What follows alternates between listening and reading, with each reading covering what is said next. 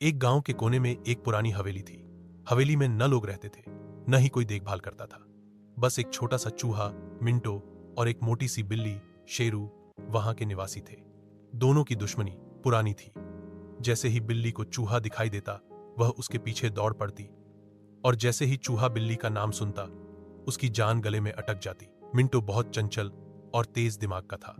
हर बार बिल्ली के पंजे से बच निकलता, कभी छेद से घुस जाता, कभी पुराने अलमारी के पीछे छुप जाता। शेरू, जो थोड़ी सुस्त और भोजन की शौकीन थी, हर बार हार जाती थी। इस वजह से वह और एक दिन शेरू ने ठान लिया, अब तो मिंटो की कहानी खत्म करके ही दम लूंगी। उसने एक चाल सोची। हवेली के एक कोने में उसने एक टोकरी में दूध रखा और उसके पास अपने वह पंजा छिपाकर बैठ गई। मिंटो ने दूध की खुशबू ली और सोचा, शायद बिल्ली सो रही होगी, एक बूंद ही तो पी लूंगा। पर मिंटो भी कम नहीं था।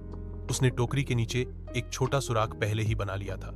फौरन उसमें घुस गया और शेरू से बच गया। शेरू गुस्से से गरज उठी, एक दिन पकड़ के ही रहूंगी। उस रात मिंटो ने अपने चूहे दोस्तों की सभा बुलाई। सब मिलकर बिल्ली से बचने के लिए एक योजना बनाने लगे। उन्होंने फैसला किया कि बिल्ली के गले में घंटी बांध दी जाए, ताकि जब भी वह आए, आवा से उन्हें पता चल जाए। अगली सुबह मिंटो और उसके दोस्त चुपके से शेरू के पास पहुंचे। जब शेरू गहरी नींद में थी, तो उन्होंने उसके गले में एक छोटी सी घंटी बांध दी। अब जैसे ही शेरू चेहरू अलर्ट, घंटी बजती, टिंग टिंग टिंग। चूहों को अब पहले से पता चल जाता और वे सब छुप जाते। शेरू समझ गई कि चूहों ने उसके खिलाफ चाल चल दी है। पहले तो उसने घंटी उठाने की कोशिश ठीक, पर जब वह नहीं उतार पाई तो थकाकर हवेली छोड़ दी।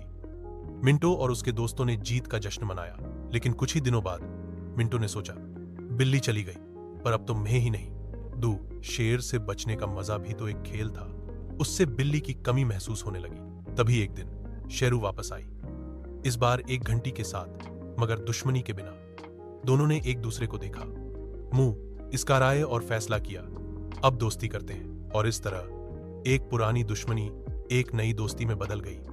हवेली में अब चूहा और बिल्ली एक साथ रहते, बिना डर के, और कहानी बन गई एक में साल की। दुश्मनी कितनी भी पुरानी हो, समझौता और दोस्ती हमेशा मुमकिन है।